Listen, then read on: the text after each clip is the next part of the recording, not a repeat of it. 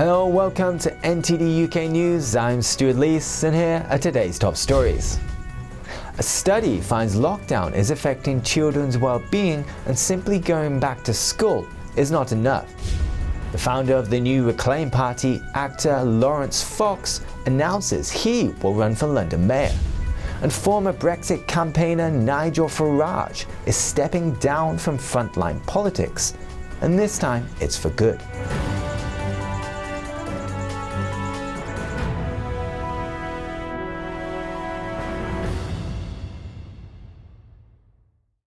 Day one of the government's roadmap out of lockdown sees schools across the country reopen. Prime Minister Boris Johnson credits the vaccination rollout for reaching this stage of lockdown easing. NTD's Neil Woodray brings us the story. Students come in for the initial one of 3 lateral flow tests, the priority in secondary schools as they start the return to the classroom. The reopening of schools is a huge relief to millions of parents. It's hoped that getting children back into schools quickly will aid their mental health, education and life chances. The Prime Minister is positive and not expressing any doubts. I'm very hopeful that it will work, it will all go according to plan, and that all kids, all pupils will be back in school. Boris Johnson credits the vaccination rollout as the reason for his, quote, roadmap to freedom. In the first and most recent lockdowns, only children who were considered vulnerable or those whose parents are key workers were allowed to go to school. However, even they were not having normal lessons, as teachers were busy organising distance learning for the children staying at home. I'm massively grateful to parents who've put up with so much throughout the pandemic, teachers who've done an amazing job of keeping going. But I do think that we're ready. In time for Easter, a further easing on the 29th of March will allow outdoor group sport activities to resume. In the meantime, secondary school pupils in England will take regular rapid virus tests and are recommended to wear masks in class. The testing of students in schools is the beginning of what could be a wider campaign of testing in society. Neil Woodrow, NTD News. The main union representing secondary school head teachers is not happy with objections to children wearing masks in school. The union is threatening to close schools over this.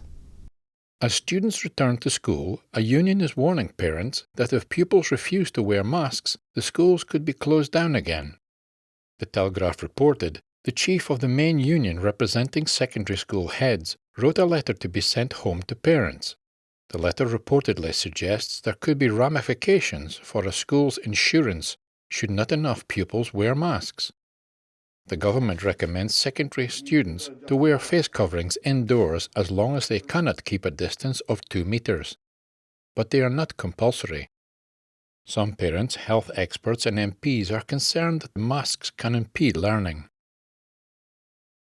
And a study finds that lockdown is negatively affecting children's well-being. It's also resulted in a rise in emotional and behavioural issues. Researchers from the universities of Essex, Surrey and Birmingham looked into the effects of last year's lockdown on primary school-aged children. They used data from a UK household longitudinal study covering tens of thousands of households and additional COVID-19 dataset. The researchers find that mothers reported a 14% jump in children's negative behaviour and emotional difficulties during the pandemic. These include temper tantrums, lying, cheating and stealing, and hyperactivity problems. This increase was 27% greater among children who were not allowed returning to school until September. Last summer, children in reception, Year 1 and Year 2, were invited back to school while other primary school children had to wait until September. The study finds that when children returned to school, their well-being levels improved, but were still much lower than the pre-pandemic levels. Researcher concludes that the effects of school closures on children's well-being are large and that they may take some time to disappear. And it does not appear that simply going back to school is, in itself, enough for children to bounce back. The study calls on the government to prioritise children's well-being as well as catching up on learning losses. Pubs, restaurants and shops remain closed, but a small change to rules for meeting in outdoor spaces. People may now meet with one friend who's not in their household to socialise. Here's NTD's Jane Well with the details. Spring has just about sprung and restrictions are starting to lift a little. For outdoor socialising, it's allowed now to meet another person outdoors, in the words of the government guidance, for recreation. Previously, it was just for exercise. It means you can meet one other person outside your household for a coffee or a picnic. The rule of 6 outdoors will come back later on in the month. There's still a wait before things become more normal. I'd rather wait and not see another lockdown, anything rather than another lockdown. Otherwise, I just have to go walking round and round this park forever. I might obviously see my wife every day, and that's lovely, but we're going to get together with our kids and our grandkids, and we'll have to wait another 3 weeks for that. We're really happy to meet friends now instead of just talking on the phone and Zooming, to be together in person. Woke up and felt exactly the same this morning as I did yesterday morning. I've had the vaccine, I've had coronavirus. I think government has done all it can, and we just have to be patient and take it, one step at a time. So slowly looking at dates, looking at when the restaurants will open and all the rest.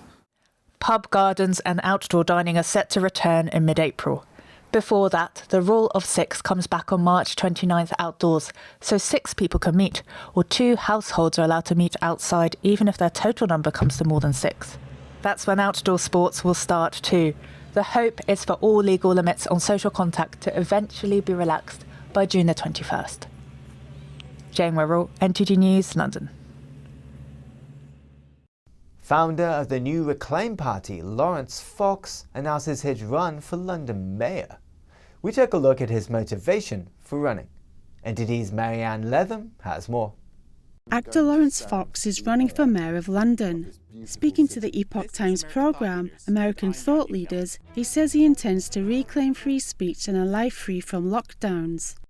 Similar to America, the United Kingdom is really struggling with their principle of freedom of speech. Without full and honest debate, we will end up in a place where the whole centre of gravity of democratic communication is shifted so heavily over to one side that it becomes very unstable. He says woke ideology is affecting all areas of life, including the response to the pandemic. As mayor, he says he'd want to end the lockdown as soon as he's elected. Fox says that he's concerned about extreme political correctness undermining society. One needs to accept that you have the right to offend and you do not have the right not to be offended. And it's through that conversation that mankind is going to actually progress. He says while progressives have been focusing on the historical sins of Western countries, like slavery, they don't give as much attention to alleged genocide happening in modern-day China. There's a desire to tear down what we are, rip it away and feel ashamed, but at the same time you'll allow a global superpower to commit horrendous acts of genocide against people, and it's fine. It's consistently inconsistent. Fox gave Oxford University as an example of this inconsistency. The university is debating whether to remove a statue of Cecil Rhodes, a prominent figure in the building of the British Empire in South Africa. But last month, the Daily Mail reported that for a £700,000 donation, Oxford University named a professorship after a Chinese company with close links to the Chinese communist regime. The London mayoral election will be held on the 6th of May. Marianne Letham, NTD News. The UK reports 82 COVID-19 deaths on Sunday, but it's the first time since October that the figure is less than 100. The number of new cases of COVID-19 reported on Sunday was 5,177, the lowest since mid-September. While the case and death numbers reported on Sundays tend to be lower than during the week, it's still an encouraging sign. In the past week, deaths within 28 days of a positive test declined almost 35%, while new cases fell by 31%. Over 22 million people have received the first dose of a vaccine, and over 1 million have received both doses. A second dose delivery is speeding up. Visiting a London vaccination centre on Sunday, Prime Minister Boris Johnson hailed the progress of the vaccine rollout. Tomorrow, the 8th of March, is the first big step of the roadmap that we hope is a roadmap to freedom, and it's made possible by the rollout of the vaccination. The Joint Committee on Vaccination and Immunisation has recommended offering at least one dose of the vaccine to all at-risk groups by mid-April, and then to start inviting people aged 40 to 49.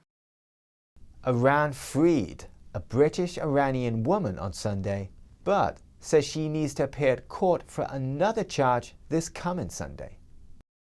A project manager with the Thomson Reuters Foundation, Nazanin Zaghari-Ratcliffe, was arrested at a Tehran airport in April 2016 and later convicted of plotting to overthrow Iran's clerical establishment. She served out most of her sentence in prison and was released to house arrest last March because of the pandemic. On Sunday, her ankle tag was removed. But her lawyer says she's told to attend a hearing on the 14th of March for another case.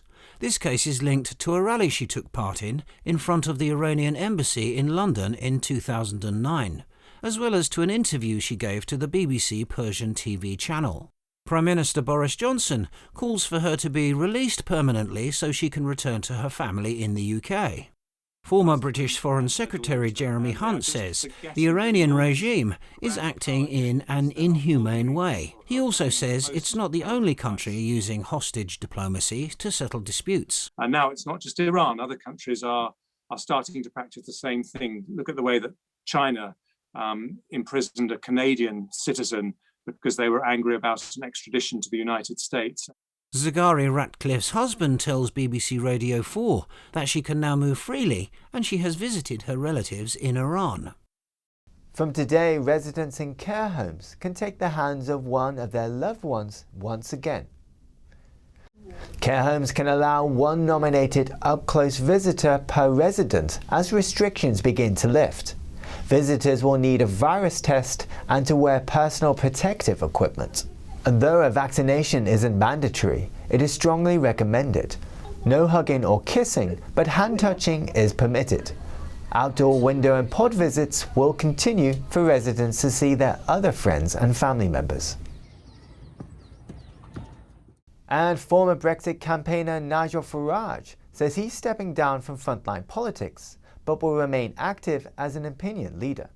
Farage has in recent times been the leader of Reform UK, formerly known as the Brexit Party.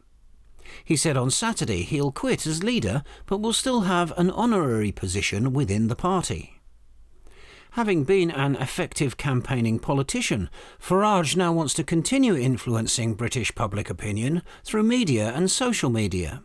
His top priority, to counter the infiltration of the Chinese Communist Party in the UK. He says the CCP's influence has been growing in Britain, but the British establishment has effectively sold out to it. He says a big educational campaign to inform the public of this worrying trend is needed, and he will fight for that. Farage is also concerned about the indoctrination of children in British schools. He says schools aren't teaching young people critical thinking. Instead, children are being politically propagandized. Campaigning for the health of oceans and encouraging people to plant more trees are also on his agenda. A 33-year-old woman, Sarah Everard, is missing since last Wednesday. At about 9 p.m, she left a friend's house in Leatherwaite Road in Clapham, London, and started walking home to Brixton.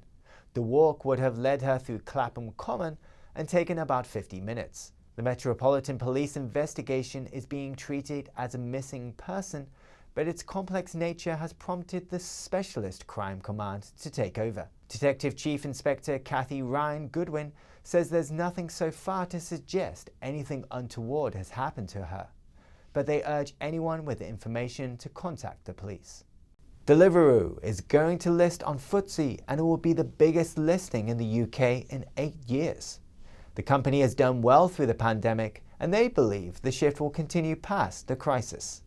NTD's Patrick Hayden has a look. British tech company Deliveroo is being listed on the London Stock Exchange.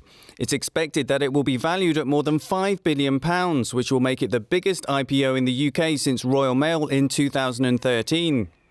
Deliveroo says it's grown the number of transactions and its gross transaction value went up more than 64% last year. Worldwide lockdowns meant business surged, but founder Will Shu thinks the shift will continue, as he says when lockdowns lifted, growth continued. The company says restaurant and grocery markets represent a market of £1.2 trillion in the 12 countries that it operates in, of which they estimate just 3% is currently done online. Deliveroo is still a loss-making company, but that's not expected to put off investors as they look to the future. Patrick Hayden, NTD News. Up next, UK media regulator Ofcom finds China's state-owned TV channel in the UK severely broke British broadcasting rules. Find out more after the break.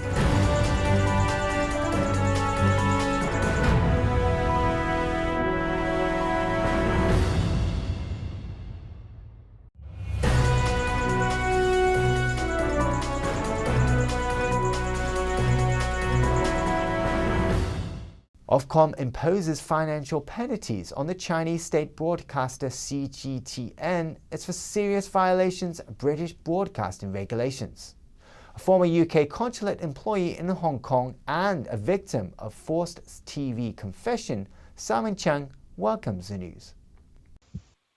Well, I'm very pleased and I feel that it's a significant moment for me.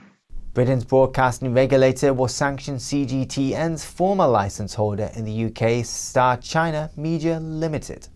It's for airing forced TV confessions. The forced TV confession of Simon Cheng, as well as a Swedish book publisher. Ofcom fined the Chinese broadcaster £100,000 for previously airing forced TV confessions of UK citizen Peter Humphrey and a further £125,000 for failing to comply with UK impartiality laws during its coverage of pro-democracy protests in Hong Kong.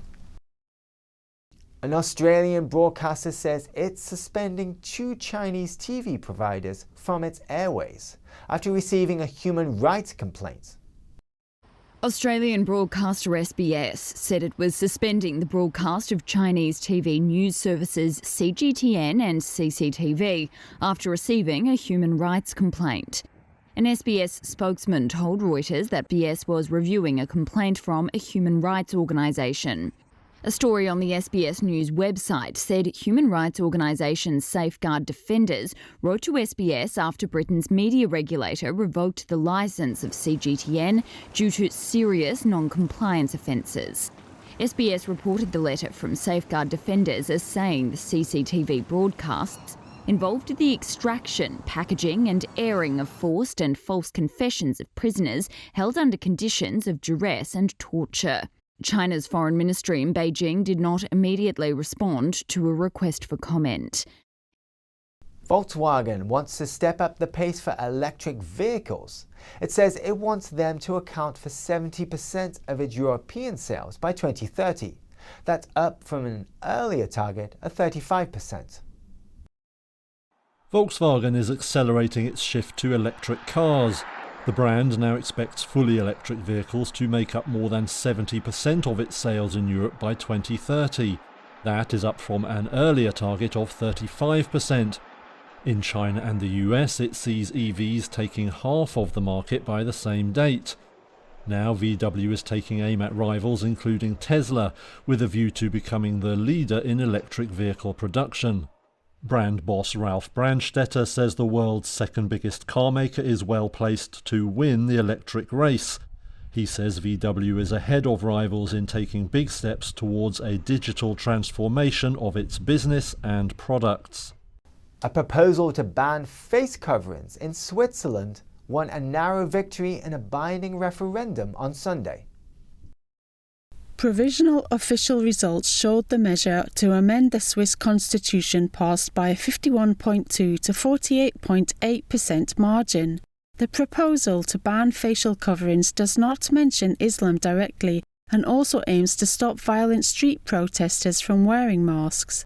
Yet local politicians, media and campaigners have dubbed it the burqa ban. Before the vote, a member of parliament for the Swiss People's Party had described face veils as, quote, a symbol for this extreme political Islam, which has become increasingly prominent in Europe and which has no place in Switzerland.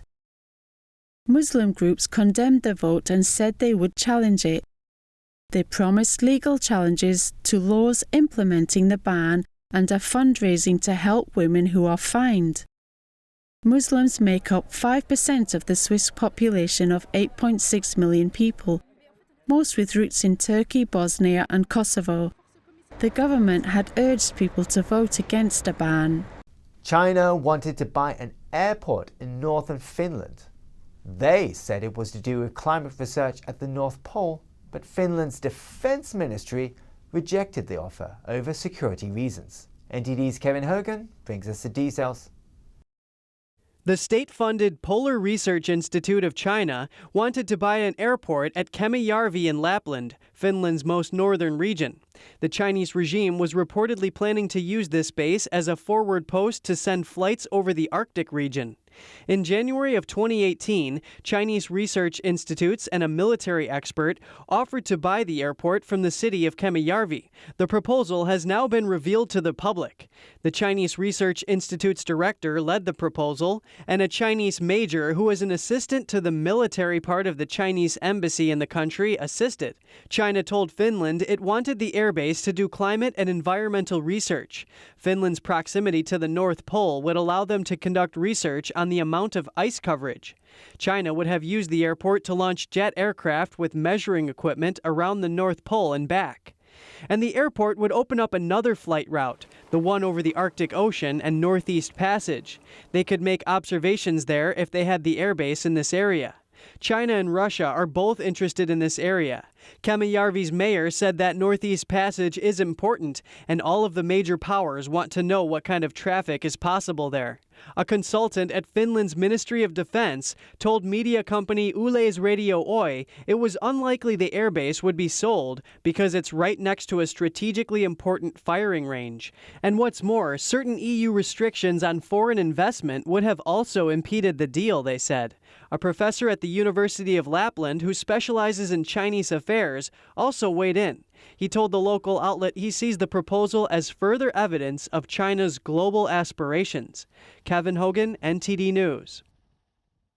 Hong Kong health authorities at the weekend revealed a second person died after getting a China-made CCP virus vaccine. It's not yet known if the death is directly linked to the vaccine. According to the Hong Kong government's news website, a 55-year-old woman with chronic diseases was admitted to the hospital after an acute stroke last Friday. She had a cardiac arrest and passed away the next day. The patient's family says she received the Chinese-made Sinovac vaccine 3 days before the stroke attack. The region's health department has referred to the case to an expert panel for assessment. Earlier last week, a 6-year-old man died 2 days after receiving the vaccine. The expert panel later said the death was not directly linked to the shot. The Chinese mainland-made Sinovac vaccine is the first introduced to Hong Kong. After the first death, the appointments booked to get the vaccine dropped to less than a third. Twitter is testing an undo send function. It will give you a short time to withdraw a tweet before it's posted. But there's a catch. Have you ever sent out a tweet and immediately regretted it? Well, Twitter is exploring an, quote, undo send function that would allow tweets to quickly be withdrawn before others are able to see it. But you'll have to pay for it. Testing for the possible new feature was first revealed by an app researcher who discovers unannounced social media features by looking at the site's codes. She then tweeted an animation showing a tweet with a spelling error where an, quote, undo button was available before a short timer ran out. Twitter is looking for ways to make money beyond its reliance on just ad revenues. The idea of a paid subscription model is something Twitter has said it is working on, including a, quote, super follow feature that would allow users to charge followers for access to exclusive content. That feature is expected to launch later this year. One thing, however, that's not likely to change, the inability to actually edit tweets after they are sent out. Even though users have long clamored for an edit button, CEO Jack Dorsey has stood firm that that will never happen. And now US President Joe Biden's first press conference as president will come by the end of the month. Press Secretary Jen Psaki shared the news after she was asked about the absence. The reporter noted that every president since Reagan has held a presser by this point in their term. Here's how Psaki responded. Well, first, as all of you know, the president takes questions several times a week. He took questions actually twice yesterday, which is an opportunity for the people covering the White House to ask him about whatever news is happening on any given day. We look forward to holding a full press conference in the coming weeks before the end of the month, and we're working on setting a final date for that, and as soon as we do, we will let you all know. She added that Biden has been focusing his energy on the pandemic, vaccines, and the economic downturn. But the reporter challenged Psaki's answer. She noted that in most of the cases Psaki is referring to, Biden only takes 1 or 2 questions, and then the reporters get shuffled out. A stark contrast from a former President Trump. Biden has faced widespread criticism for answering just a few questions at a time, and for the delay in holding a press conference. 15 of Biden's predecessors held solo press briefings within 33 days of their presidencies. Today is Biden's 45th day as president. That's the news for today, and thanks for tuning in. I'm Stuart Leese.